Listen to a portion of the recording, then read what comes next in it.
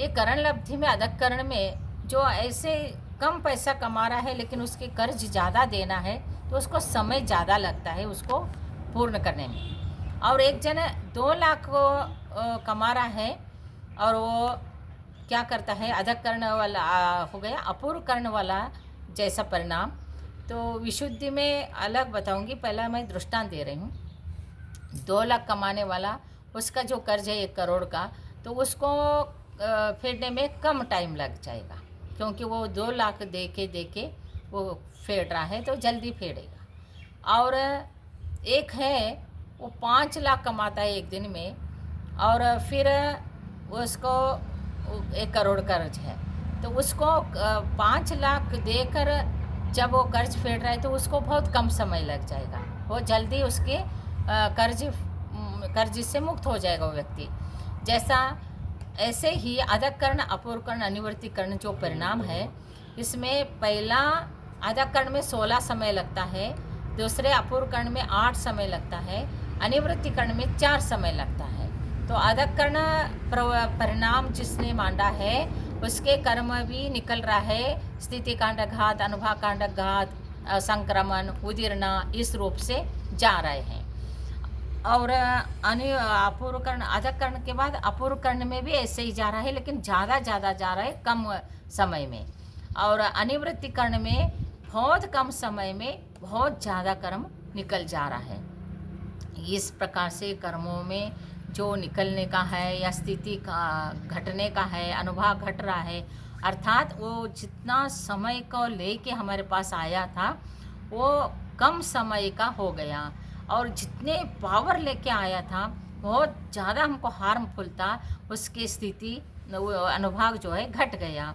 तो वो उसकी पावर, जैसा मैंने कहा ना कि हलाहल विष और हलाहल विष तो नीम कांजीर हो गया, शैल अस्थि तो जो है वो दारू और लता रूप हो गया, तो कितना बेनिफिट मिल गया।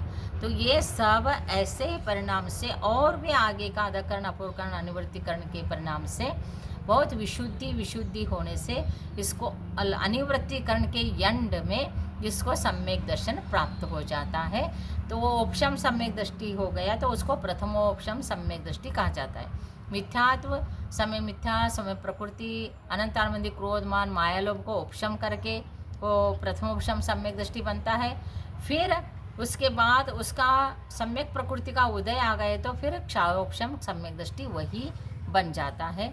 फिर क्षायिक सम्यक दृष्टि जो है मिथ्या, समय मिथ्या, सम्यक प्रकृति, अनंत अनुबंधी, क्रोध, मान, माया, लोभ, इसको पूर्ण रीति से नाश कर देता है। वो उसके पास ये सत्ता में रहता ही नहीं, भले ही वो चौथा गुणस्थान वाला है, वो भले ही वो श्रावक है, घर में है, गृहस्थी को संभालता है। जैसा राम था क्षायिक सम्यक दृष्टि और भरत चक्रवर्ती था क्षायिक सम्यक दृष्टि, राम का भाई भरत था वो क्षायिक सम्यक दृष्टि, कुंभकर्ण, इंद्रजित और हनुमान आदि ये लोग सारे क्षायिक सम्यक दृष्टि थे, तद्भव मोक्षगामी थे, लेकिन भी युद्ध किया। आप बोलेंगे तो ये क्षायिक सम्यक दृष्टि थे, उसी भाव से मोक्ष जाने वाले थे, फिर भी युद्ध किया।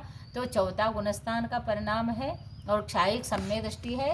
देव, शास्त्र और आत्मा के प्रति श्रद्धा में कहीं भी उसके अंदर यत्किंचित मात्र भी विचलितपना नहीं होता है, लेकिन वो चारित्र मोहनी कर्म के उदय से वो अपने न्याय और राज्य और प्रजा जन को संभालना होता है। तो युद्ध करने के लिए उनको विरोध नहीं है, क्योंकि वो ग्रस्त जीवन में है तो युद्ध करके वो न्याय का परिपालन कर सकता है, धर्म का रक्षण कर सकता है और अन्याय को होने नहीं देता, असत्य को होने नहीं देता, झूठ को नहीं, अर्थात झूठ को पुष्टि नहीं करता है।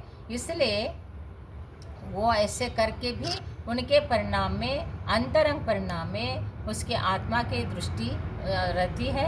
बहिरंग में चारित्र मोहनी कर्म के उदय से, जैसा राम सीता के कारण युद्ध भी किया, लेकिन उनके पास कितने रानियां रहे और 8000 रानियां हो तो भी क्या हो गया, लेकिन सीता एक अकेले जाए तो जाने दो, ऐसे नहीं कहा उन्होंने कहा नहीं, अन्याय हो जाता है। तो न्याय से युद्ध करके सीता को प्राप्त कर लिया। फिर भी उन्होंने घर गृहस्थी त्याग करके, तपस्या करके, मुनि बनकर त्याग करके और मांगी तुंगी से मोक्ष गए। राम, हनुमान, सुग्रीव, ये सब मांगी तुंगी से मोक्ष गए। तो इस प्रकार से गृहस्थ अवस्था में रह के भी मोक्ष के मार्ग में रहते हैं, सम्यक दर्शन प्राप्त कर लेते हैं।